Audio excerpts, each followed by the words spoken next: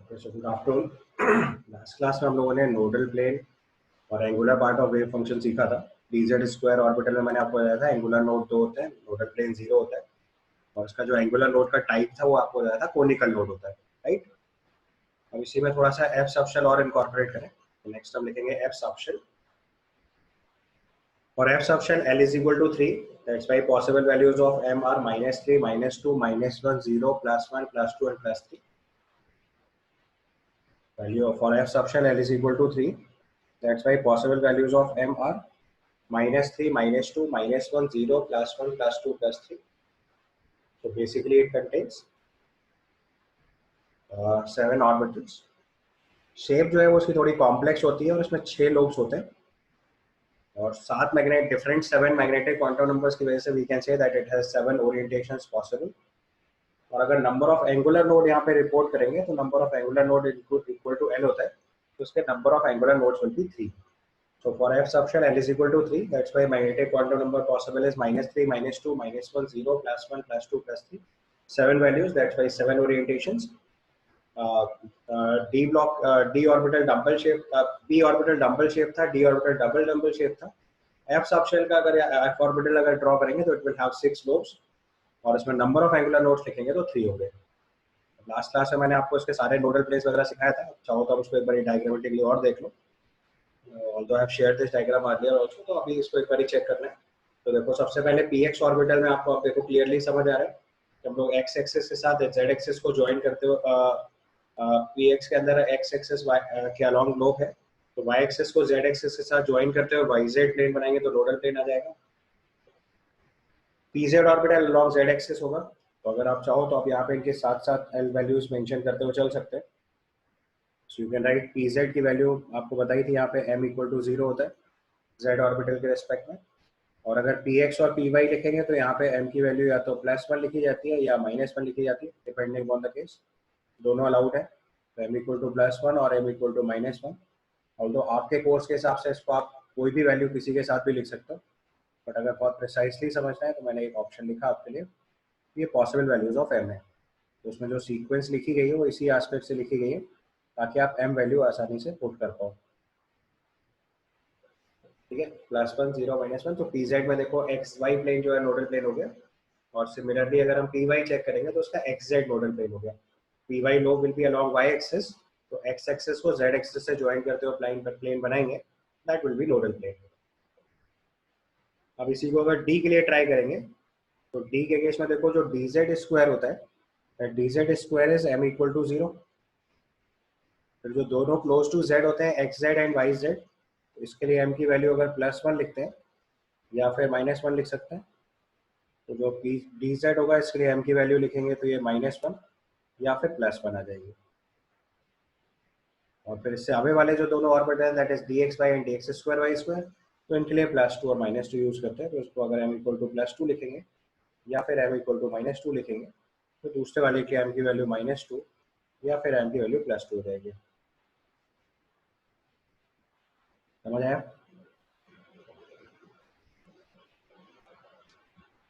Clear? इसमें भी आप देख सकते हो कि dz स्क्वायर के अंदर कोनिकल नोड्स बनाए हुए हैं, बाकी सबके नोडल प्लेन्स मैंने आपको लास्ट क्लास में सिखाए थे। dxz के लिए नोडल प्लेन आपका देखो xy और yz हो गया। dz स्क्वायर में नोडल प्लेन नहीं होता है, इसमें कोनिकल नोड्स होते हैं, दोनों कोनिकल नोड्स बनाए हुए हैं। dyz के अंदर नोडल प्लेन्स देखेंगे तो it is xy and xz। अगर आप नोडल प्लेन लिखना चाहते हो तो साथ साथ लिखते चलो। यहाँ पे नोडल प्लेन अगर हम लिखेंगे तो आएगा xy और yz। dz स्क्वायर में नोडल प्लेन होता ही नहीं है। अगला वाला केस लिखेंगे dyz, तो उसका नोडल प्लेन चेक करो तो it is xy and yz, sorry xy and xz, so it is xy and xz। उसके बाद dxy में चेक करेंगे तो उसके नोडल प्लेन आएंगे xz एंड yz, एक xz प्लेन और एक yz प्लेन। और dx स्क्वायर y स्क्वायर के नोडल प्लेन आपको ड्रॉ करके दिखाए थे तो वैसे ही दिख रहा है, इसमें दो प्लेन्स होंगे नोडल प्लेन, तो y equal to x line और y equal to minus x line के साथ होगा, तो दो नोडल प्लेन है, तो उसमें एक दिख रहा है, एक इसका परपेंडिकुलर प्लेन है एग्जैक्टली, तो z वाली लाइन है ना, उस जेड वाली लाइन पे अगर हम इस पे एक परपेंडिकुलर ऐसे एक परपेंडिकुलर प्लेन ड्रॉ कर दें इसके एग्जैक्टली, तो इस लाइन पे जो प्लेन है that is also a nodal plane. तो यहाँ पे दो नोडल प्लेन आएंगे जो आपको आसानी से मैंने लास्ट क्लास में सिखाया था। इसके बाद एफ सब्शेल देखना है तो सिर्फ ये देख लो कि इसमें 6 लोब्स होते हैं। शेप तो कॉम्प्लेक्स है तो डायरेक्टली शेप तो नहीं पूछी जा सकती आपसे, अपने कोर्स में भी नहीं है। बट अगर आप पॉसिबल वैल्यू ऑफ एम लिखना चाहते हैं तो यहाँ पे भी लिखा जा सकता है। देखो जेड क्यूब से स्टार्ट करेंगे सेंटर वाले से, वो 0 लिखना शुरू करेंगे। तो ये देखो एम इक्वल टू 0 का केस है। अब दोनों जो जेड स्क्वायर के क्लोज वाले केस हैं इसको एम इक्वल टू 1 या फिर एम इक्वल टू -1 लिखेंगे। This is M equal to 1 और -1। तो इसके ये वाला केस हो जाएगा एम इक्वल टू -1 और +1। फिर इससे सर अगले इसको वाले ड्रॉ जेड पे कैसे जाएंगे करेंगे? तो -2 एंड +2। यहाँ पे देखो एम की वैल्यू आ रही होगी आपकी -2 या +2। सो यू कैन राइट +2 और -2। ये भी देखो z से रिलेटेड है तो एम इक्वल टू -2 और +2। और फिर देखो सीधे एक्स वाई पे पहुंच गए तो एम इक्वल टू 3 और -3। तो इस वाले केस के लिए एम इक्वल टू -3 और +3। ठीक है, समझ आई बात?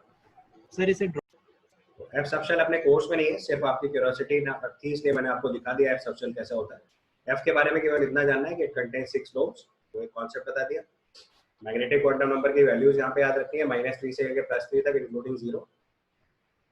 ठीक है, तो -3 से लेकर +3 तक including 0, these are the possible values. और इसमें अगर नंबर ऑफ एंगुलर, एम कैसे निकालते हैं? ठीक है, उसके बाद हम लोग नेक्स्ट सेगमेंट पे चलेंगे। तो आज के लेक्चर का सबसे इंपॉर्टेंट कंटेंट है, this is called quantum numbers. सबसे पहला पॉइंट लिखना है क्वांटम नंबर्स। यहाँ पे लिखे नंबर होता है, तो पॉइंट बाय पॉइंट लिखना शुरू करो। Write down there are 4 quantum numbers. There are 4 quantum numbers.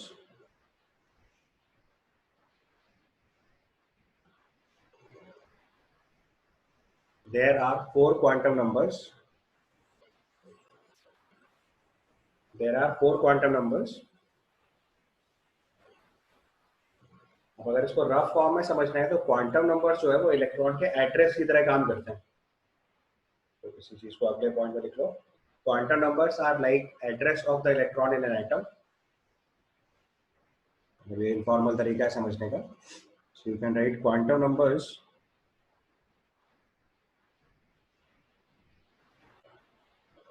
are like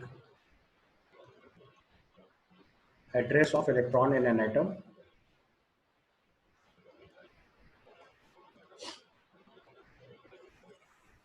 ठीक है, टोटल 4 क्वांटम नंबर्स हैं, पहले वो सब फटाफट लिखो। पहला quantum number principal quantum number,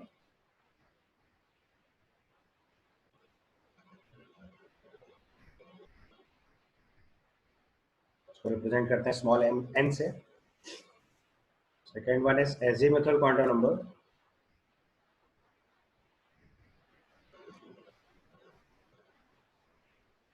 या फिर समरफील्ड ने इसी को सब्सिडरी क्वांटम नंबर रिपोर्ट किया था, इसको रिप्रेजेंट करते हैं स्मॉल l से। या इसी को orbital angular momentum quantum number भी बोलते हैं, एक और नाम होता है इसका ऑर्बिटल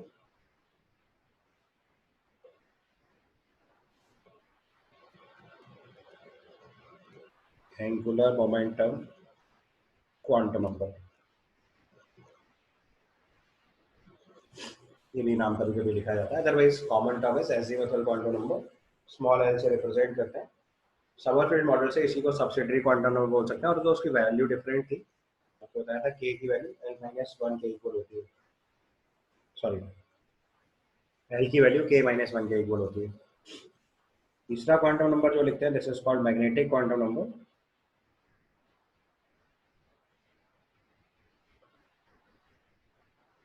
तो ये 3 क्वांटम नंबर हैं, ये श्रोडिंगर्स क्वांटम मैकेनिकल मॉडल के नेचुरल आउटकम थे। Fourth quantum number later stage पे ऐड किया गया। अब आपको समझ में आना चाहिए कि अगर श्रोडिंगर्स क्वांटम मैकेनिकल मॉडल होता तो वो भी फेल कर जाता है क्योंकि उसका फोर्थ क्वांटम नंबर था ही नहीं। लेकिन चूंकि वो मॉडर्न एटॉमिक मॉडल का पार्ट था इसलिए उसको फेल नहीं किया गया। उसमें चौथा quantum number spin quantum number बाद में ऐड कर दिया गया। समझे एडवांटेज? तो principal quantum number, azimuthal quantum number और मैग्नेटिक क्वांटम नंबर, ये तीन quantum numbers Schrodinger's quantum mechanical model से इनकॉर्पोरेट करे गए, या श्रोडिंगर्स वेव इक्वेशन में मॉडल टाउ मॉडल पढ़ा, वहां से इनकॉर्पोरेट करा गया। और जो फोर्थ पार्ट था, फोर्थ क्वांटम नंबर जो थी, स्पिन क्वांटम नंबर बोलते हैं इसको, ये लेटर स्टेज पे ऐड की गई। ये इंपॉर्टेंट पॉइंट है जो आपको लिख लेना है। इसको हम लोग स्मॉल एस से रिप्रेजेंट करते हैं।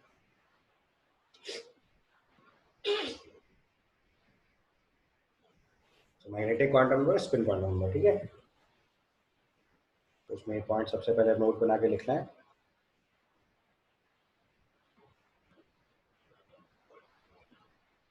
Principal quantum number,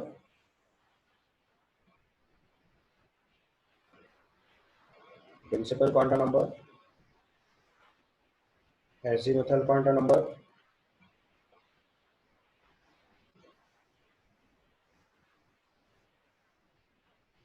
and magnetic quantum number,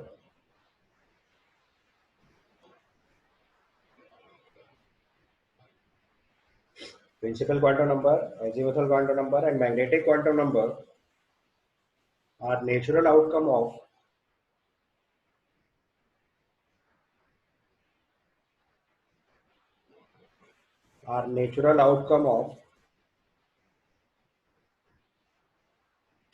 Schrodinger's quantum mechanical model,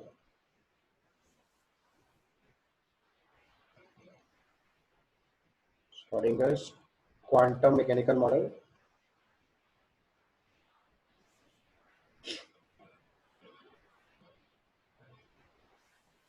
Schrodinger's quantum mechanical model,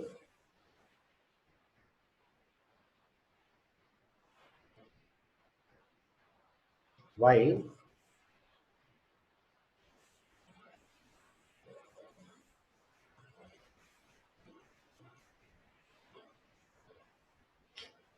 fourth quantum number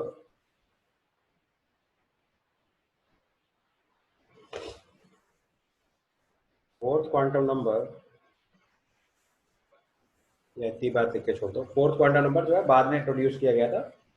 पहले तीन quantum number, principal quantum number, azimuthal quantum number और मैग्नेटिक क्वांटम नंबर, ये Schrodinger's quantum mechanical model का outcome है। कई बार question पूछा जाता है, which of the following quantum number is not from Schrodinger's quantum mechanical model, उसका आंसर होता है spin quantum number. while fourth quantum number was introduced at the later stage. While fourth quantum number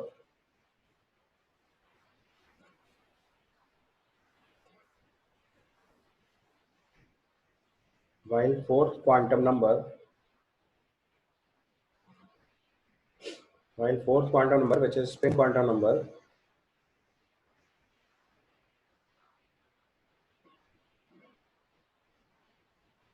is introduced at later stage.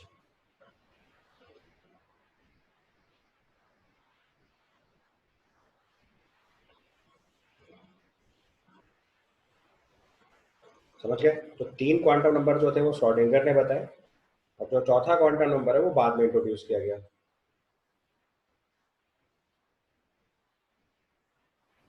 समझ गए? ध्यान रखना है, spin quantum number जो है वो श्रोडिंगर्स क्वांटम मैकेनिकल मॉडल का पार्ट नहीं था। या अगर आपको याद हो, अभी हम लोग पीछे मॉडर्न एटॉमिक मॉडल पढ़ के आ रहे हैं, वहां मैंने आपको स्पिन क्वांटम नंबर नहीं बताया था। Radial part of wave function से प्रिंसिपल क्वांटम नंबर और अजीमुथल क्वांटम नंबर डिफाइन किया था, और magnetic part of angular part of wave function से हम लोगों ने मैग्नेटिक क्वांटम नंबर इनकॉर्पोरेट किया था। ठीक है, quantum number. So write down the first quantum number, principal quantum number.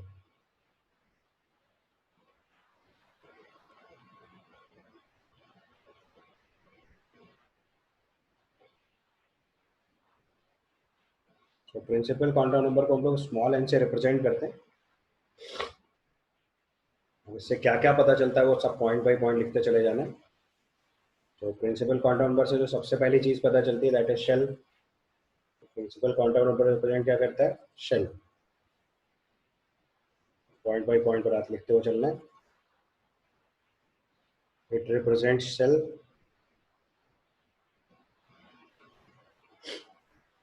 Represent shell, ठीक है।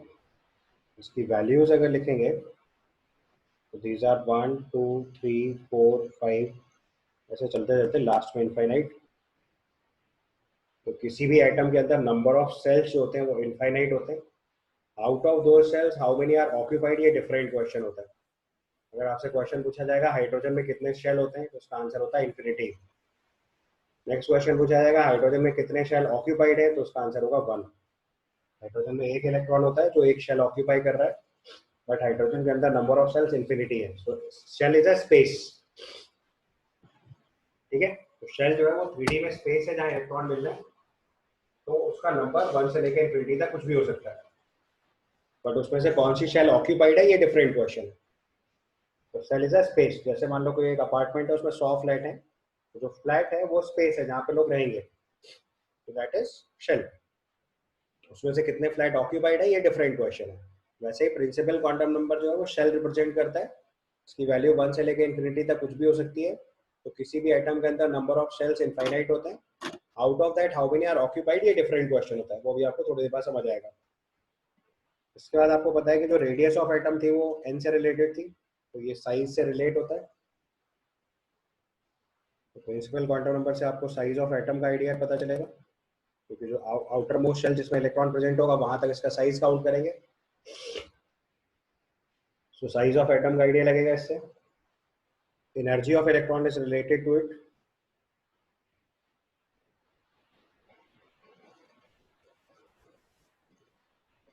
प्रिंसिपल क्वांटम नंबर से इलेक्ट्रॉन की एनर्जी चेंज होती है। बोर मॉडल में देखो हमने इसको सॉल्व किया था, इसीलिए बोर ने हर ऑर्बिट को एक एनर्जी लेवल बोला था, तो related to the energy of the electron, ठीक है।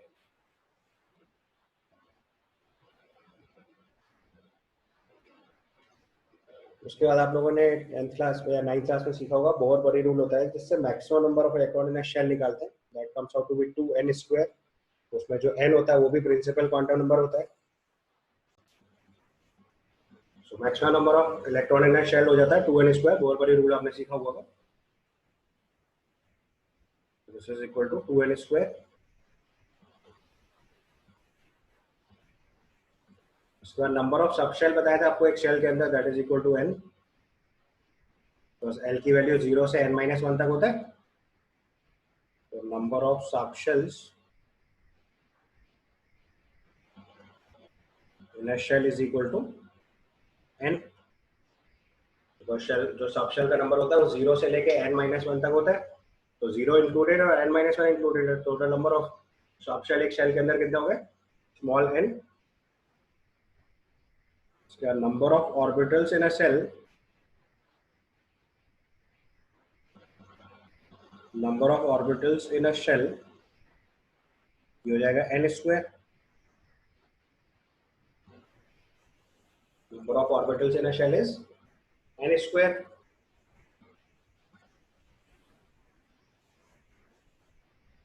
इसके बाद डी ब्रॉगली इक्वेशन के टाइम पे बताया था कि number of de Broglie wavelength associated कितने होते हैं, जो उसका शेल नंबर होता है, तो दैट इज आल्सो n। ये भी लिख लीजिए, number of de Broglie waves associated, number of de Broglie waves associated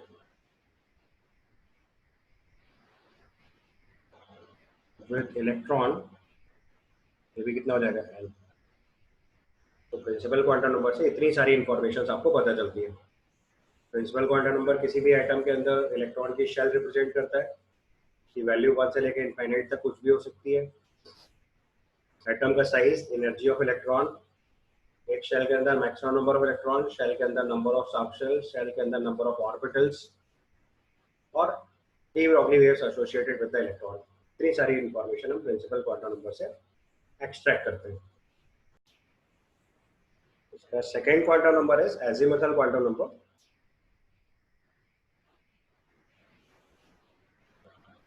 second quantum number is azimuthal quantum number.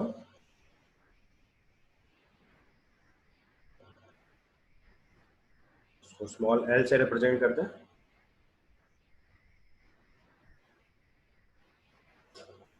तो एजिमुथल क्वांटम नंबर से क्या क्या रिप्रेजेंट कराते हैं? Subshell, it represent subshell.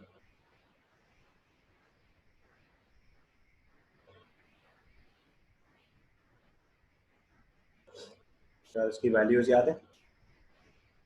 Values are 0 to n-1, values are 0 to n-1। फिर इसके interpretation याद है आपको? l इक्वल टू 0 जो था वो क्या था? S option.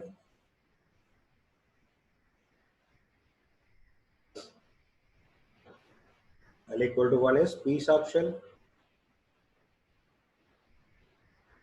l is equal to 2 के लिए डी ऑप्शन। बताया, पूरा सीक्वेंस बताई थी मैंने। फिर l is equal to 3 is F option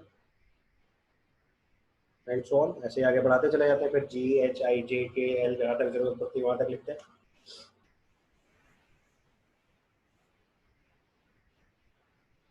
ठीक है, उसके बाद it is related to the shape.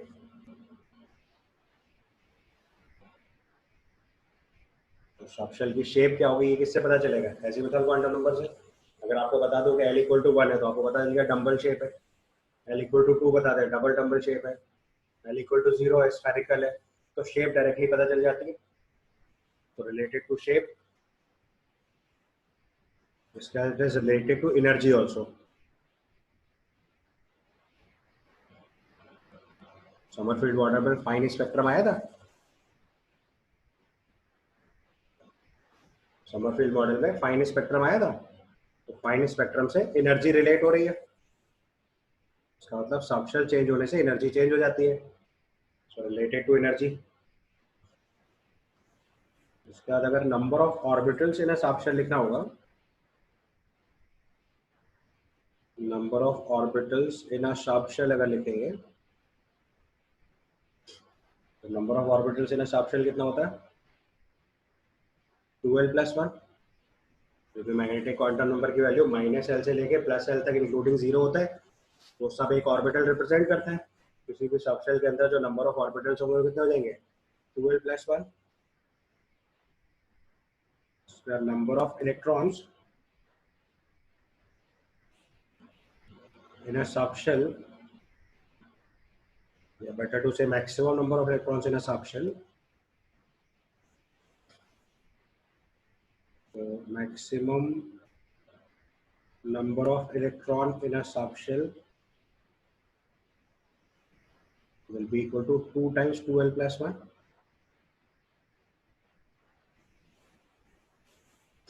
अब जैसे अगर इलेक्ट्रॉन कैपेसिटी लिखना है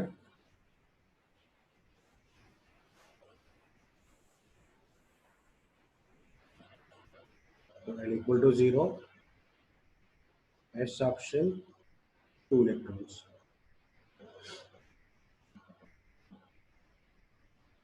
अगर हम मैक्सिमम इलेक्ट्रॉन कैपेसिटी लिखेंगे तो s सबशेल की capacity 2 electron. l equal to 1 लिखेंगे तो this is p subshell. p के लिए l equal to 1 पुट करेंगे तो उसकी कैपेसिटी आएगी 6 इलेक्ट्रॉन। l equal to 2 लेंगे, दिस इज डी ऑप्शन, उसकी कैपेसिटी आएगी 10 इलेक्ट्रॉन्स। l equal to 3 लिखेंगे f ऑप्शन, उसकी कैपेसिटी होगी 14 electrons and so on. l equal to 4 लेंगे जी ऑप्शन, उसकी कैपेसिटी 18 इलेक्ट्रॉन्स। ऐसे जितनी जहां तक जरूरत पड़ेगी आप वैल्यू निकाल सकते हैं। सिंपली फॉर्मूला लगाना है 2l+1।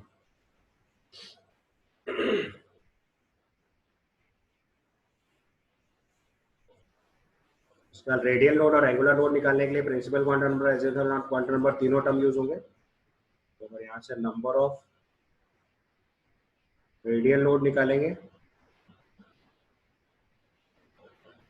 तो this is n-l-1। Number of angular nodes निकालेंगे तो दिस इज l। उसके बाद यहाँ एक टेक्निकल टर्म डिफाइन करते हैं, ऑर्बिटल एंगुलर मोमेंटम।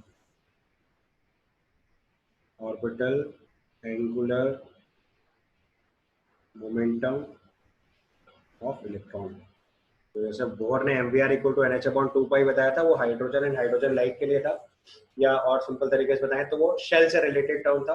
किसी भी शेल का अगर एंगुलर मोमेंट, किसी शेल स्टेशनरी ऑर्बिट के अंदर इलेक्ट्रॉन का एंगुलर मोमेंटम लिखेंगे तो वो mvr equal to NH upon 2 pi था। बट एक्चुअली में अगर किसी एटम के अंदर इलेक्ट्रॉन और उसका ऑर्बिटल एंगुलर मोमेंटम लिखना है तो ये वैल्यू आती है h upon 2 pi root over LL+1। ये एक्चुअली में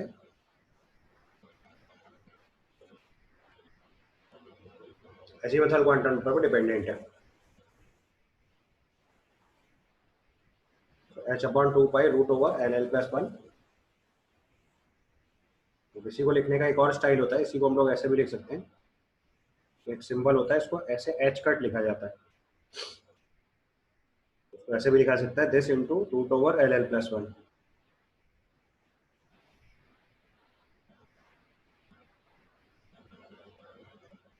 ठीक है। और यहाँ पे जो हमने सिंबल सर बनाया, इसकी कोई सर इसकी कांस्टेंट वैल्यू होती क्या सर कुछ? कांस्टेंट वैल्यू कैसे होगी बेटा, एल चेंज होगा तो वैल्यू बदल जाएगी। ओके सर, हाँ सर ठीक है। तो कभी कभी क्वेश्चन में देखो आपको ऐसे एक सिंबल मिल सकता है, एच कट पढ़ते हैं इसको, ये h अपॉन 2 पाई का शॉर्टकट है, क्योंकि मॉडर्न एटॉमिक मॉडल में h अपॉन 2 पाई बहुत जगह लिखना पड़ता है, तो उसका एक शॉर्टकट बना लिया गया है एच कट। तो अगर कभी भी सवाल में ये सिंबल बन के आएगा तो उसको h अपॉन 2 पाई समझना है, कंफ्यूज नहीं होना है कि 2 पाई छूट गया, 2 पाई नहीं छूटा है। h अपॉन 2 पाई लिखेंगे तो h अपॉन 2 पाई लिखेंगे, या ये सिंबल बनाएंगे h पे एक हॉरिजॉन्टल लाइन से कट मार देते हैं, तो that is simple h upon 2 पाई।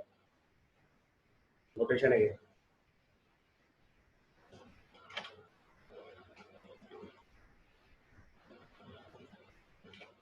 ठीक है। सर एक बार एक्सप्लेन कर देंगे, मैं नेटवर्क चला गया था।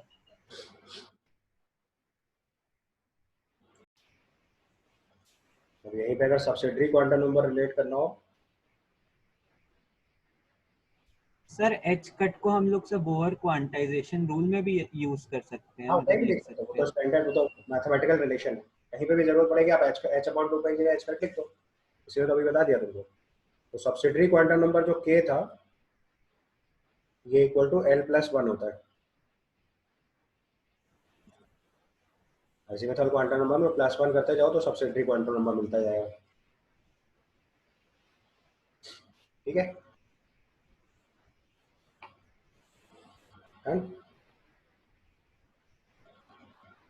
तीसरा क्वांटम नंबर लिखेंगे मैग्नेटिक क्वांटम नंबर।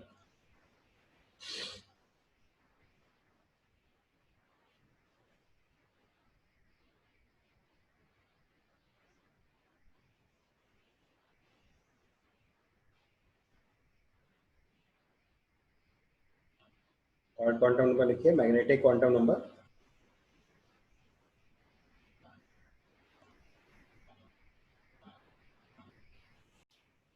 तो तीसरा क्वांटम नंबर लिख रहे हैं हम लोग, this is called magnetic quantum number represented by small m।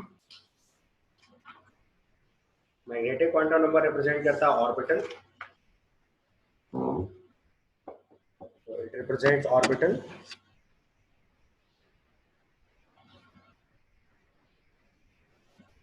Point by point फिर से लिखना शुरू करो, रिप्रेजेंट्स ऑर्बिटल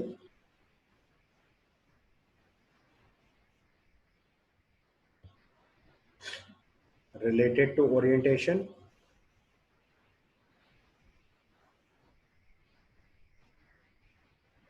मतलब वो ऑर्बिटल किस डायरेक्शन में ओरिएंट करेगा ये m से पता चलता है। जैसे px py pz है तो along x axis, along y axis, along z axis, ये आपको स्मॉल m से ही पता चलने वाला है। उसके बाद इसकी वैल्यूज अगर लिखेंगे तो -L2 + L including 0 in integral steps.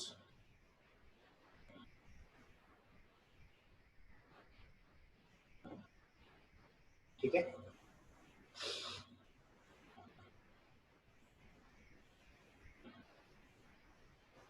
-L to +L including 0 in integral step. उसके बाद ये एनर्जी से रिलेट नहीं होता है, नॉट रिलेटेड टू एनर्जी।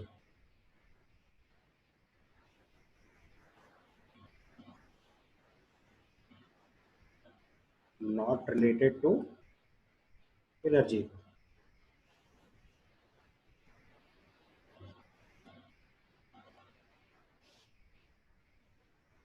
ठीक है, तो अब देखो अगर इसका रिप्रेजेंटेशन बनाए तो अगर मान लो हमने लिखा है एस सब शेल,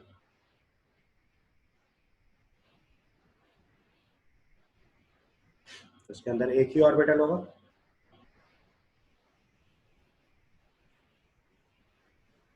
तो हम लोग उसके लिए बॉक्स डायग्राम बनाते हैं। ऐसे एक बॉक्स बना दिया हमने कि एक एस ऑर्बिटल रिप्रेजेंट कर रहा है। पी सब शेल जो है उसमें 3 ऑर्बिटल्स होते हैं,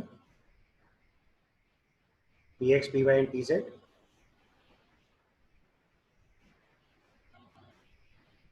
उसको बॉक्स डायग्राम में 3 बॉक्स से रिप्रेजेंट करते हैं। पी सब शेल के अंदर 3 ऑर्बिटल हो गए। समझ आया? अभी डी सब शेल लिखेंगे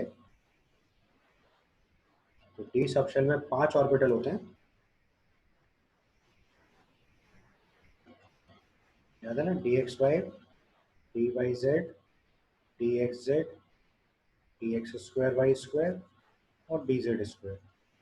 तो उसको हम लोग 5 बॉक्स से रिप्रेजेंट करेंगे। ये हमारी एफ सब शेल रिप्रेजेंट करने का तरीका है। और उसमें एक जो बॉक्स है उसको हम लोग ऑर्बिटल बोल रहे हैं।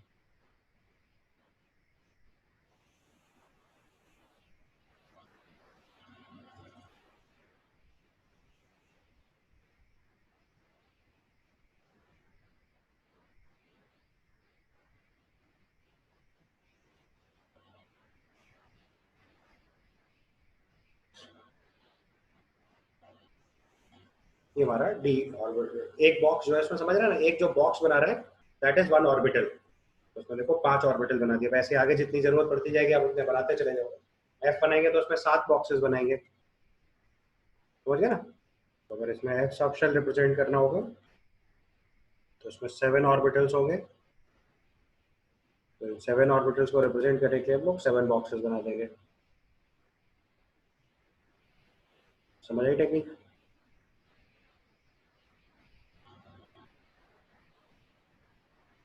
जो एक बॉक्स है वो एक्चुअली में एक ऑर्बिटल रिप्रेजेंट कर रहा है यहाँ पे। 1 2 3 4 5 6 एंड 7। ये आपका एक एक ऑर्बिटल रिप्रेजेंट कर रहा है। तो ये ऑर्बिटल रिप्रेजेंट करने का तरीका क्या होगा, बॉक्स बना देंगे हम लोग। बार बार एसपीडी का उतना डायग्राम बना पाना तो पॉसिबल नहीं होता है, तो लिखते टाइम लोग बॉक्सेस बनाएंगे। ठीक है, क्लियर?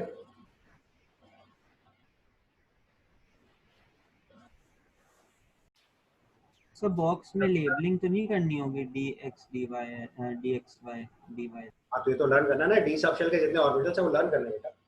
नहीं सर, सर तो कह रहा हूँ बॉक्स के आगे लेबलिंग तो नहीं करनी पड़ेगी ये जो तो बॉक्स? मैंने आपको बताया ना, सारे ऑर्बिटल एक जैसे। अभी वही चीज तो समझा रहा हूँ आपको कि जितने भी आपके मैग्नेटिक क्वांटम नंबर चेंज होने के बावजूद भी देखो ये एनर्जी से रिलेटेड नहीं है, यानी कि ये सारे के सारे ऑर्बिटल सेम एनर्जी है। तो आप इसमें किसी भी इलेक्ट्रॉन पहले फिल कर सकते हो, किसी में बाद में फिल कर सकते हो। There is no labelling for them.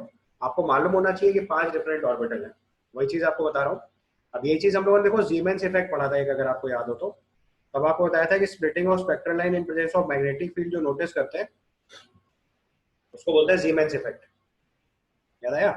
अब देखो वही चीज यहाँ पे अब आपको समझाई जा सकती है। हम लोगों ने जीमेन इफेक्ट सीखा था।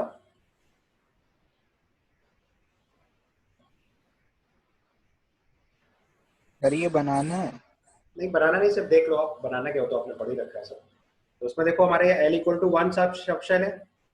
तो जब तक मैग्नेटिक फील्ड नहीं है तब तक देखो एनर्जी गैप केवल L = 1 और L = 2 के बीच में। और अगर L = 2 से L = 1 की तरफ आएंगे तो एक फोटोन इमिट होगा। और L = 1 और L = 2 के बीच में कोई भी मैग्नेटिक क्वांटम नंबर और एनर्जी में डिफरेंस नहीं होगा, क्योंकि अभी मैंने आपको 1 मिनट पहले समझाया कि जो मैग्नेटिक क्वांटम नंबर है उससे एनर्जी का इफेक्ट नहीं होता है। लेकिन अगर हम मैग्नेटिक फील्ड अप्लाई कर देते हैं तो क्या होता है कि जो L सब शेल था वो अपने 5 ऑर्बिटल्स में स्प्लिट कर जाएगा, सबकी अलग अलग एनर्जी नोटिस में आने लगेगी। या जो एल सब शेल एल इक्वल टू 1 का केस था, वो अपने देखो 3 ऑर्बिटल्स में ब्रेक कर गया। एस में ये चीज नोटिस में नहीं आएगी क्योंकि जो एस ऑर्बिटल है वही एस सब शेल है, तो उसमें एक ही लाइन आनी है।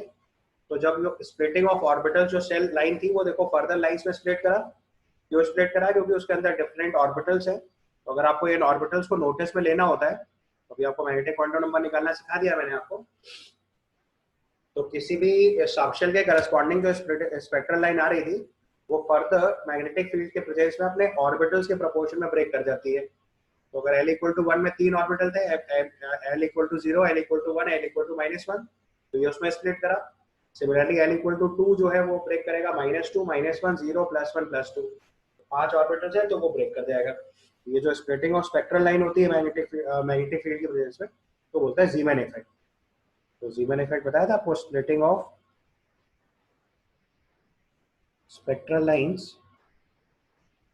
splitting of spectral lines in presence of magnetic field.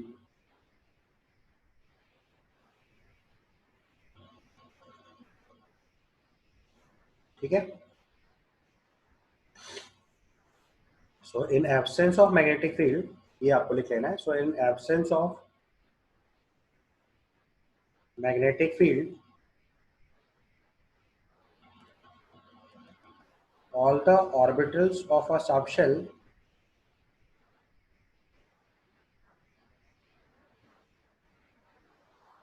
in the absence of a magnetic field, all the orbitals of a subshell have same energy.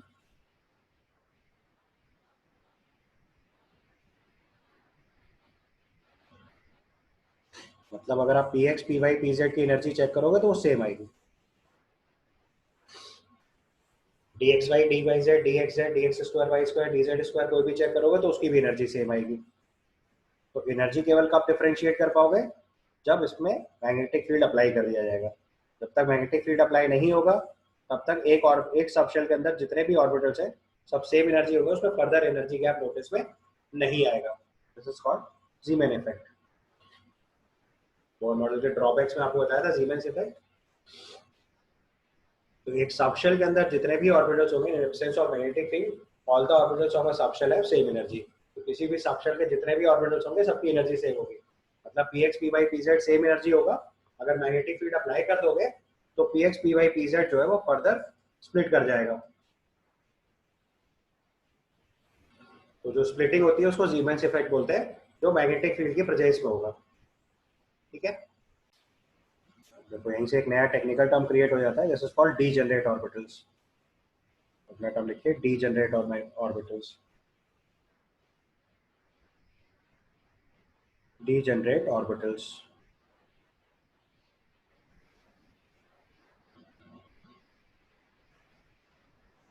write down, these are the orbitals of equal energy.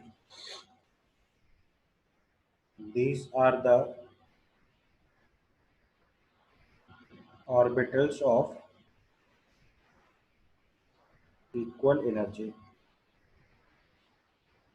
These are the orbitals of equal energy. And yeah, next point में लिखो, these are the orbitals of equal energy. उसके अगले point में लिखो, number of degenerate orbitals, number of degenerate orbitals in an atom is known as degeneracy. Number of degenerate orbitals in an atom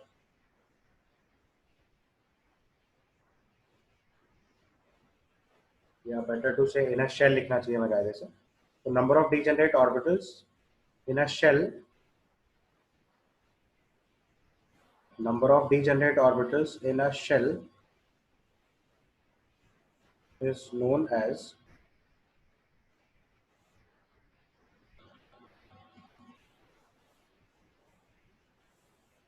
या shell क्या, तो किसी भी अंदर में पूछा जाता है, क्वेश्चन पूछने वाले के ऊपर डिपेंड करता है। अगर आपसे पूछेगा नंबर ऑफ डीजेनरेट ऑर्बिटल एक शेल में बताओ, नंबर ऑफ डीजेनरेट ऑर्बिटल एक सब शेल में बताओ, तो वो डिपेंड करेगा। So number of degenerate orbitals is known as degeneracy. आप इतना भी लिख सकते हो, तो जो क्वेश्चन बनाएगा उसके ऊपर डिपेंड करेगा. So number of degenerate orbitals is known as degeneracy.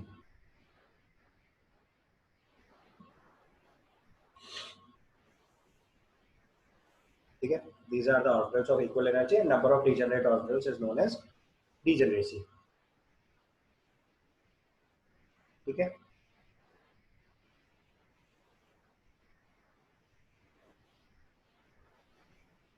जैसे अगर आपसे पूछा जाए number of degenerate orbital in L equal to 2, तो यहाँ पे क्वेश्चन लिखना हो तो आप क्वेश्चन के फॉर्म में लिख लो चीज को, या एग्जांपल के फॉर्म में लिख लो. So we can write number of या डिजेनरेसी ऑफ, ऐसे लिखो यहाँ पे डिजेनरेसी ऑफ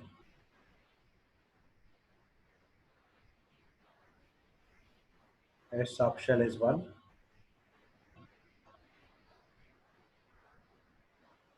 या L के साथ लिखो तो और भी अच्छा रहेगा. Degeneracy of L equal to 0 is 1.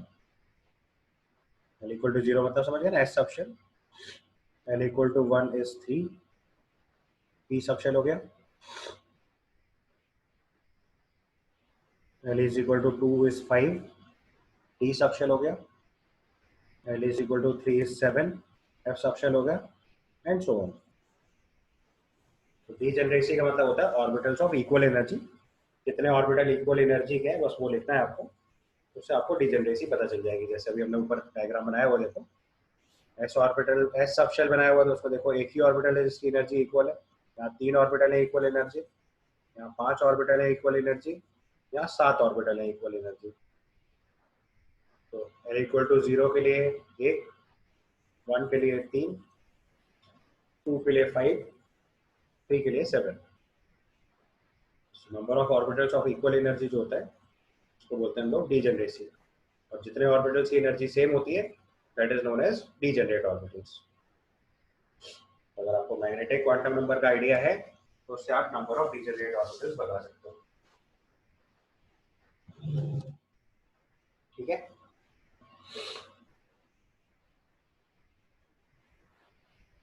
Number of degenerate orbital is known as degeneracy.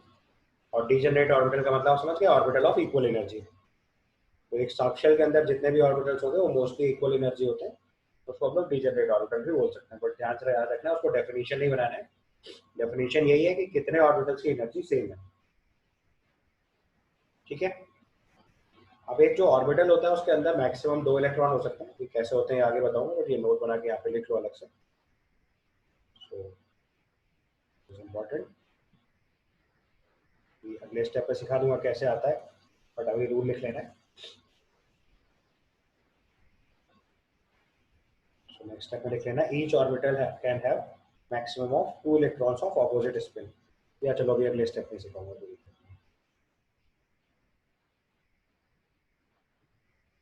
ठीक है. तो डिजेनरेट ऑर्बिटल क्लियर हो गया आपको.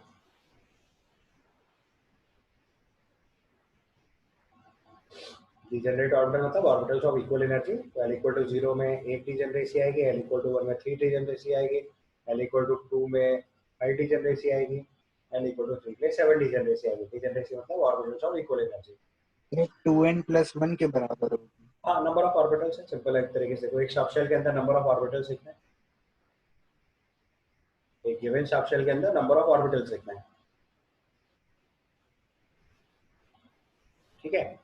अच्छा, अब यहाँ पे देखो एक पॉइंट याद करना है आपको. मैंने जब बोर मॉडल बताया था तो उसमें बताया था कि हाइड्रोजन के अंदर एक शेल के अंदर सबकी एनर्जी सेम होती है. हाइड्रोजन के अंदर एक शेल के अंदर सबकी एनर्जी सेम होती है. क्वेश्चन लिखना है तो लिखिए, write on, find degeneracy of second excited state of hydrogen atom. Question लिखना तो लिखो, find degeneracy of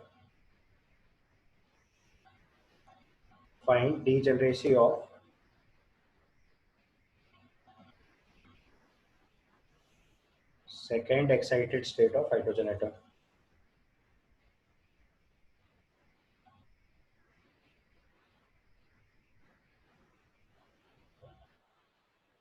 find degeneracy of second excited state of hydrogen atom. Sir 5 second excited 7 second excited state तो third orbit. n equal to 3। Yes sir 7। Hydrogen के अंदर आपको पता है एक शेल के अंदर जितने भी ऑर्बिटल होता है सबकी एनर्जी सेम होती है। यहाँ पे अगर डीजेनरेसी लिखेंगे तो कितनी आ जाएगी n²। और शेल में नंबर ऑफ ऑर्बिटल कितने आएंगे n²। आंसर आएगा 9। सेकेंड एक्साइटेड स्टेट मतलब n इक्वल टू 3। और हाइड्रोजन के एक शेल के अंदर जितने भी ऑर्बिटल होंगे सबकी एनर्जी सेम होगी क्योंकि हाइड्रोजन में स्टेशनरी ऑर्बिट्स होती हैं। एक ऑर्बिट के अंदर जितने भी ऑर्बिटल होंगे सबकी एनर्जी सेम हो जाएगी। मल्टी इलेक्ट्रॉन सिस्टम में एक सब शेल के अंदर जितने ऑर्बिटल्स होंगे उनकी एनर्जी सेम होगी। तो हाइड्रोजन एटम के अंदर n इक्वल टू 3 में कितने ऑर्बिटल्स होंगे? अब उसका फॉर्मूला सिखाया था, number of orbitals in a cell is n²। Total orbitals कितने हो जाएंगे 9। ठीक है। तो फोर्थ क्वांटम नंबर लिखेंगे spin quantum number. Spin quantum number जो है वो स्पिन रिप्रेजेंट करता है। इसके पॉइंट पर लिखो, इट रिप्रेजेंट्स स्पिन।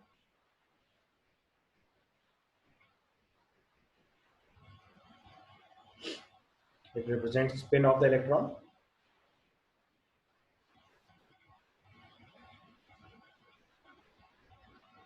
इसकी दो सर स्पिन क्या होगा सर? स्पिन स्पिन स्पिन मतलब जैसे स्पिन नहीं समझते, घूमना। तो it represents spin off the electron.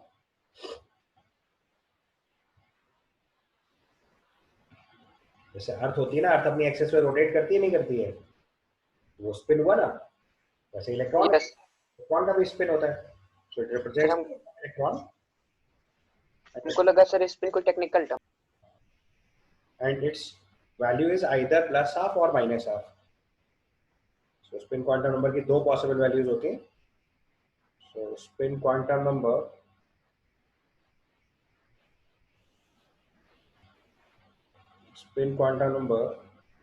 can be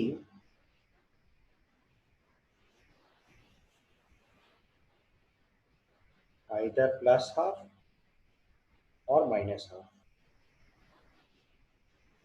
तो उसकी दो पॉसिबल वैल्यूज होती हैं, या तो प्लस हाफ लिखते हैं या माइनस हाफ लिखते हैं।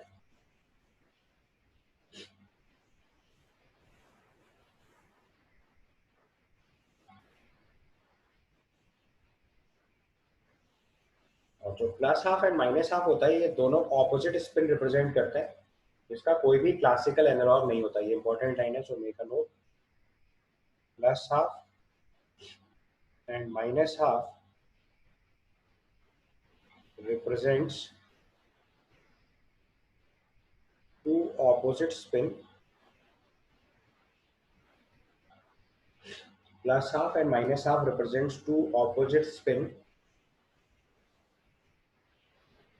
and there is no classical analog, and there is no classical analog,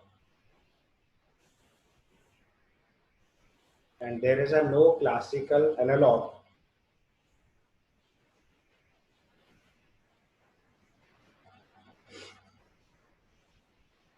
and there is no classical analog for plus half and minus half.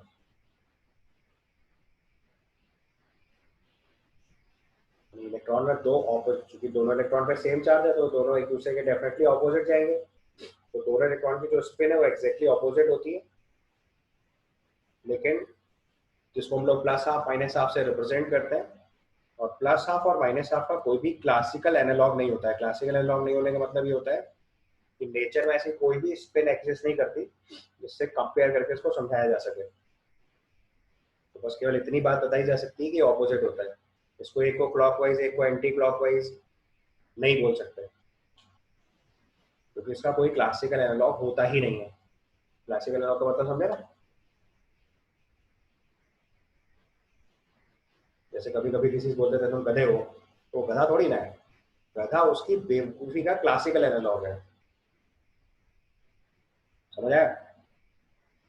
तो अगर हम किसी प्रॉपर्टी से किसी दूसरी प्रॉपर्टी से कंपेयर करके बताते हैं तो वो उसका क्लासिकल एनालॉग है।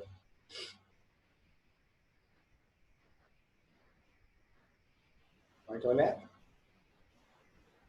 कोई बहुत तेज दौड़ता है तो हम बोलते हैं you are as fast as डीए, तो क्या हुआ? या एज फास्ट एज टाइगर, तो क्या हुआ? उसका जो टाइगर है वो उसका क्लासिकल एनालॉग है उसकी स्पीड के लिए। समझ आया? तो क्लासिकल एनालॉग मींस नेचर में एग्जिस्ट करने वाली किसी फिजिकल फिनोमेनन से उस फिनोमेनन को कंपेयर करके समझाना। तो जैसे स्पिन को हम लोग नॉर्मली कैसे बताते हैं? Clockwise anti clockwise.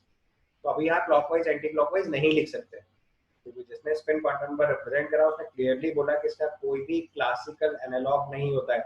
मतलब इलेक्ट्रॉन की जो स्पिन है उसको नेचर में एग्जिस्ट करने वाले किसी भी स्पिन से कंपेयर करके नहीं लिखा जा सकता, तो अपने आप में यूनिक है।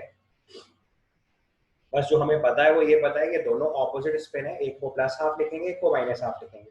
ये एक्स्ट्रा क्वांटम नंबर था जो सॉर्टिंग करके बाद इनकॉर्पोरेट करा गया। ठीक है, और यहीं पे एक और टर्म हम लोग रिप्रेजेंट कर देते हैं, this is called spin angular momentum. और टर्म लिख लीजिए इसके बाद, there is a term spin angular momentum.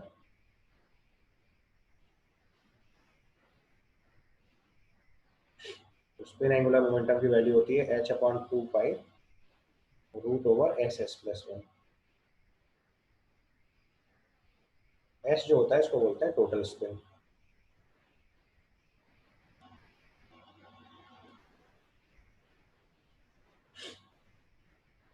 तो अब देखो एक ऑर्बिटल में मैक्सिमम 2 इलेक्ट्रॉन अलाउड हुए क्योंकि दोनों ऑपोजिट स्पिन है। तो उसका अगले पॉइंट में लिख लीजिए, in an orbital maximum of maximum of 2 electrons with opposite spin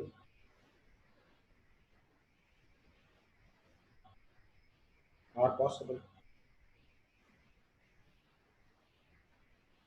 और अब इसको रिप्रेजेंट करने का तरीका क्या होगा? इलेक्ट्रॉन के दो ऑपोजिट स्पिन को हम लोग एरो से रिप्रेजेंट करते हैं। एक इलेक्ट्रॉन ऐसे लिखा, ठीक है। तो अगर इसको प्लस हाफ लिख रहे हैं, ये अच्छे से बनाओ तो उसको ऑर्बिटल के अंदर बनाओ। तो जैसे हमने एक ऑर्बिटल बनाया, इस ऑर्बिटल के अंदर ये 2 इलेक्ट्रॉन लिखा है ऑपोजिट स्पिन। एक स्पिन रिप्रेजेंट कर रहा है, ये प्लस हाफ या फिर माइनस हाफ होगा। तो ऑटोमेटिकली जो इसका उल्टा बनाया हुआ है तो उसका ऑपोजिट होगा। अगर पहले वाला प्लस हाफ है ये माइनस हाफ होगा, और पहले वाला माइनस हाफ है ये प्लस हाफ होगा। समझ गए? तो सर ये कहीं न्यूमेरिकल्स में यूज होता है क्या ये वाला सीन?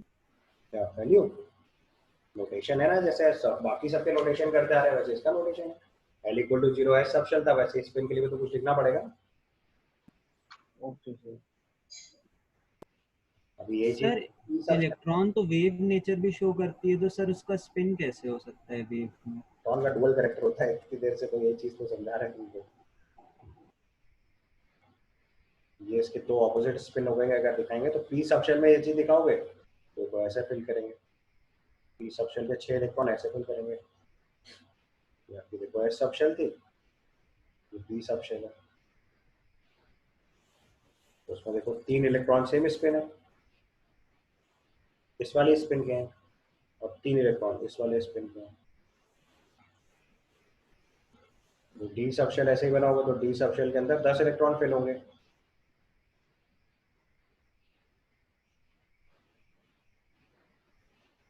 एक बॉक्स जो है वो एक ऑर्बिटल रिप्रेजेंट करता है। देखो 10 इलेक्ट्रॉन फिल हो गए, इसमें 5 इलेक्ट्रॉन का स्पिन ऐसे और 5 इलेक्ट्रॉन का स्पिन ऐसे। समझ में आया? तो अब देखो क्वांटम नंबर अब आपको समझ में आना शुरू होगा। क्वांटम नंबर जो है वो किसी भी इलेक्ट्रॉन के, देखो मैंने स्टार्टिंग में लिखा था एड्रेस की तरह काम कर रहा है। तो उसका मतलब अगर आप किसी भी इलेक्ट्रॉन के लिए चारों क्वांटम नंबर लिख दो, अगर आप किसी भी इलेक्ट्रॉन के लिए चारों क्वांटम नंबर लिख दो तो उससे क्या क्या पता चल जाएगा? Shell, subshell, orbital, spin. तो आपको यूनिक इलेक्ट्रॉन पता चल गया। आपको शेल, सब शेल, ऑर्बिटल और स्पिन चारों बातें बता दें तो हम एक फिक्स इलेक्ट्रॉन पे पहुंच जाएंगे। इसीलिए इसको एड्रेस बोलते हैं। ये एक एटम के अंदर, शेल के अंदर, सब शेल के अंदर, ऑर्बिटल के अंदर एक इलेक्ट्रॉन है जिसका स्पिन डिफाइन करती है। तो हमें क्लियरली पता है कि हम कौन से इलेक्ट्रॉन के बारे में बात कर रहे हैं। Quantum number basically represent shell, sharp shell, orbital and spin. चार बातें पता चलती हैं किसी भी क्वांटम नंबर से। तो किसी भी इलेक्ट्रॉन को रिप्रेजेंट करने के लिए हमको चार क्वांटम नंबर रिक्वायर्ड होते हैं।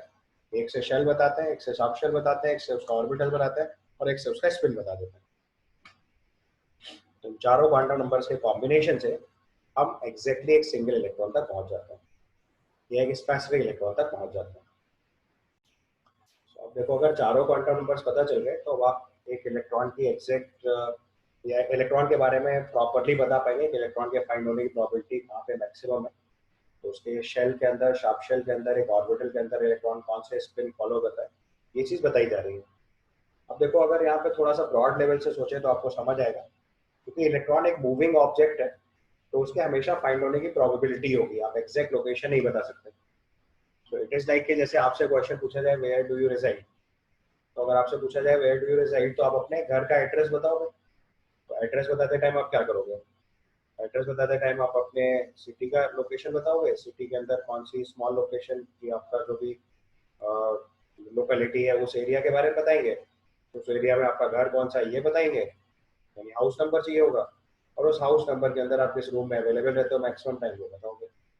तो अगर किसी आदमी ने वैसे क्लियरली बताया, let's say a person is there in Kanpur, फिर आपने नेक्स्ट लोकेशन बताई लेट्स से काकादेव, फिर काकादेव में आपने उसका हाउस नंबर बताया लेट्स से 56, फिर उस हाउस नंबर में आपने बताया कि रूम नंबर 2 में अवेलेबल है। द प्रॉब्लम इज कि जब आपने बताया रूम नंबर 2 में अवेलेबल है तो हो सकता है अपने घर में दूसरे रूम में घूमने चला गया हो, तो हम ये थोड़ी कह सकते वहाँ नहीं रहता। या सपोज करो उस रूम में भी छोड़ो, वो अपने घर से ही बाहर घूमने चला गया हो, तो हम ये थोड़ी कहते हैं वो वहाँ नहीं रहता। तो हम क्या बोलेंगे, उस घर में फाइंड होने की प्रोबेबिलिटी मैक्सिमम है। या जो आपका स्टडी रूम है वहाँ बोला जाएगा यहाँ पे इनके फाइंड होने की प्रोबेबिलिटी मैक्सिमम है। या इसको और प्रिसाइसली बताना पड़ेगा तो श्रोडिंगर ने तो टाइम डिपेंडेंट इक्वेशन भी बताई थी, तो आप ऐसे भी बता सकते हैं कि इस टाइम पे यहाँ फाइंड होने की प्रोबेबिलिटी ज़्यादा है।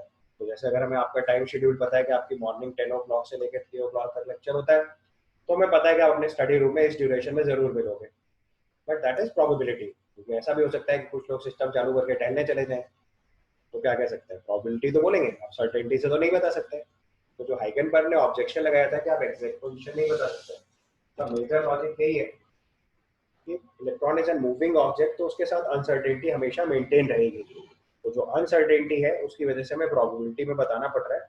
तो एक इलेक्ट्रॉन शेल के अंदर, सब शेल के अंदर, ऑर्बिटल के अंदर स्पिन के साथ मिलता है। अब इसमें बहुत सारे कंफ्यूजन है, मैं एक एक करके आपको दूर कर रहा हूँ। देखो, उसमें सबसे बड़ा कंफ्यूजन जो है वो एस सब शेल है, क्योंकि जैसे ही आपको ये चीज समझ आती है कि एक शेल के अंदर सब शेल होती होगी, सब शेल के अंदर ऑर्बिटल होता होगा, ऑर्बिटल के अंदर इलेक्ट्रॉन स्पिन करता है, जैसे मैंने अभी आपको दिखाया डायग्राम में, तो आपको आसानी से समझ में आ गया अच्छा इलेक्ट्रॉन यहाँ होगा। बट परेशानी आती है जब इलेक्ट्रॉन 1s में होता है। अब देखो 1s में जो फर्स्ट शेल है वही सब शेल है, क्योंकि उस शेल में एक ही सब शेल है, और उस एक सब शेल के अंदर एक ही ऑर्बिटल है, और उस एक ऑर्बिटल में 2 इलेक्ट्रॉन होते हैं। तो यू कैन से कि ये बिल्कुल ऐसी स्टेटस है कि जो सिटी है वही लोकेलिटी है, और उसी लोकेलिटी में वही उसका हाउस नेम है, और उसमें एक बिल्डिंग में 2 लोग रह रहे हैं। तो इट इज लाइक कि जैसे मान लो कोई पर्सन सपोज करो चंडीगढ़ में रहता हो, तो अब उसकी बड़ी प्रॉब्लम है क्योंकि चंडीगढ़ उसका स्टेट भी है, चंडीगढ़ उसकी सिटी भी है। समझ में आ रही बात? नहीं तो यहाँ कंफ्यूजन वाली स्टेट है। तो जो शेल है वही सब शेल है। अब जैसे चंडीगढ़ के साथ तो और भी टेक्निकल स्टेट है, वो कैपिटल ऑफ हरियाणा भी है, कैपिटल ऑफ पंजाब भी है, एक यूनियन टेरिटरी भी है, अपनी कैपिटल भी है और सिटी भी है। अब जिसको ज्योग्राफी क्लियर है उसको तो समझ आ रहा है, अब जिसको नहीं क्लियर है वो एकदम पागल बनाए पड़ा हुआ है कि अच्छा ये बताओ कि कैपिटल ऑफ हरियाणा का है, तो बोलेंगे यहीं पे है। फिर बोलेगा कैपिटल ऑफ पंजाब का है, बोले वो भी यहीं पे है। फिर बोलेगा यूनियन टेरिटरी का है, बोले ये भी यही है। उसकी कैपिटल का है, वो भी यही है। बोले फिर सिटी चंडीगढ़ का है, बोले वो ये भी यही। अब ये कंफ्यूजन किसके लिए है? जिसको ज्योग्राफी क्लियर नहीं है, वो सोचेगा अच्छा एक के अंदर एक होता है तो ये अलग अलग कैसे नहीं हो रहे। या करंट टाइम ऐसे हैदराबाद के साथ भी हमारे साथ, हैदराबाद यूनियन अपनी कैपिटल भी है, आंध्र प्रदेश के लिए भी कैपिटल है, तेलंगाना के लिए कैपिटल है, एक सिटी भी है। तो इट इज लाइक दैट। तो वैसे जो फर्स्ट शेल है वो छोटी सी शेल है, तो छोटी शेल की जो शेल है वही उसकी सब शेल है, और जो सब शेल है वही उसका ऑर्बिटल है। और उस ऑर्बिटल में 2 इलेक्ट्रॉन ऑपोजिट स्पिन के साथ न्यूक्लियस के अराउंड रिवॉल्व कर रहे हैं। समझ आया? तो जब शेल बड़ी होती है तो उसमें सब शेल होते हैं। जब सेकंड शेल में गए तो उसमें 2 सब शेल है, एक एस एक टी। थर्ड शेल में गए तो उसमें 3 सब शेल है, एक एस एक पी एक डी। फोर्थ शेल में गए और बड़ी सब शेल हो गई तो उसमें 4 सब शेल हो गए, एस पी टी एफ। तो जितना बड़ा स्टेट होता जाएगा उतने ज्यादा डिस्ट्रिक्ट बनाते चले जाएंगे। स्टेट छोटा है तो डिस्ट्रिक्ट छोटे कम करते चले जाएंगे। इसके बाद सिटी भी अगर बहुत बड़ी है तो उसकी और लोकेलिटीज बनाएंगे।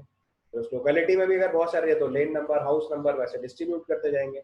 तो हमें यूनिक इलेक्ट्रॉन तक पहुंचना होता है। तो एटम के अंदर इलेक्ट्रॉन को फाइंड आउट करने के लिए 4 क्वांटम नंबर रिक्वायर्ड होते हैं।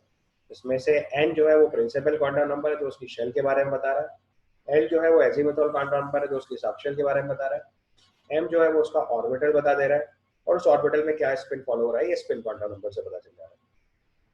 तो ऐसे 4 set of quantum numbers use करके हम इलेक्ट्रॉन के बारे में एक सही इंफॉर्मेशन बता सकते हैं जो कि प्रोबेबिलिटी के टर्म में होगा। प्रोबेबिलिटी के टर्म में क्या होगा वो मैंने आपको बताया, क्योंकि इलेक्ट्रॉन न्यूक्लियस से लेकर इनफाइनाइट के बीच में कहीं पे भी हो सकता है। हाइजेनबर्ग ने ये चीज पहले ही बताई थी कि इलेक्ट्रॉन जो है वो एक माइक्रोस्कोपिक ऑब्जेक्ट है और उसके ऊपर हाइजेनबर्ग अनसर्टेनिटी प्रिंसिपल अप्लाई होता है। उसका पोजीशन और मोमेंटम साइमल्टेनियसली एक्यूरेट नहीं बताया जा सकता, तो हमेशा इलेक्ट्रॉन के फाइंड होने की प्रोबेबिलिटी बताएंगे। ठीक है, ऑल्दो इसमें कुछ लोकेशंस ऐसी हैं जहाँ इलेक्ट्रॉन कभी फाइंड आउट नहीं होता। उनको नोडल प्लेन या नोड बोलते हैं। Radial node, angular node, oral plane, 3 term सिखा रखे हैं।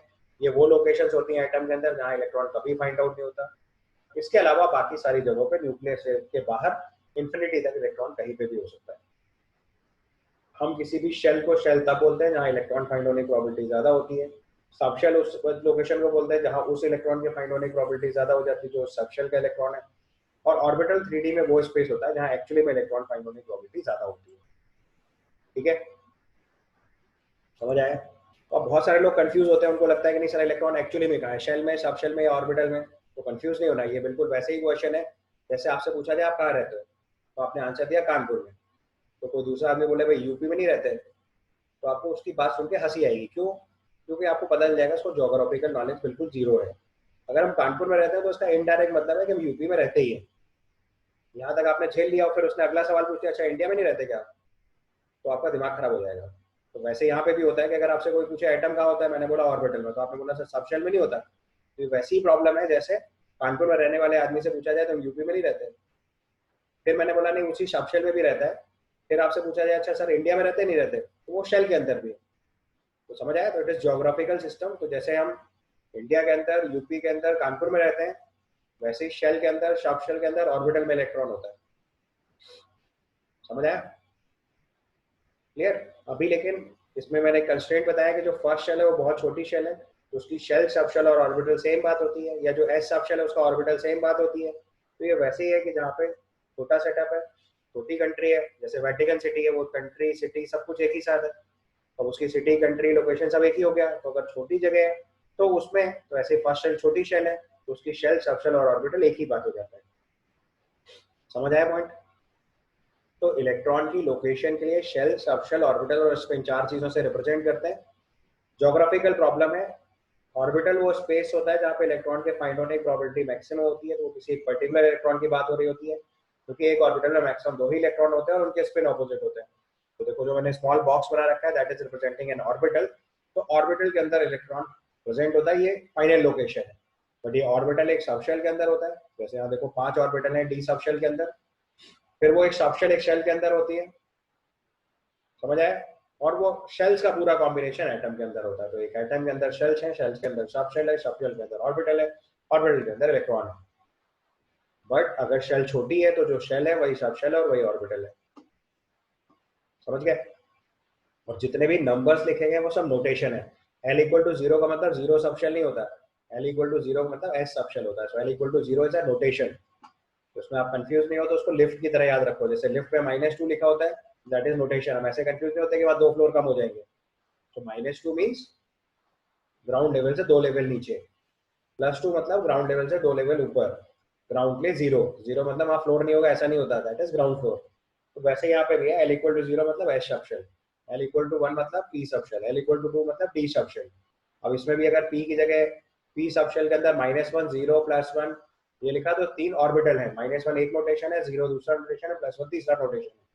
तो that is not value, that is notation. समझ आ गया? तो ऐसे 4 क्वांटम नंबर से हम अपने एटम को, इलेक्ट्रॉन को किसी भी एटम के अंदर रिप्रेजेंट करते हैं। ठीक है?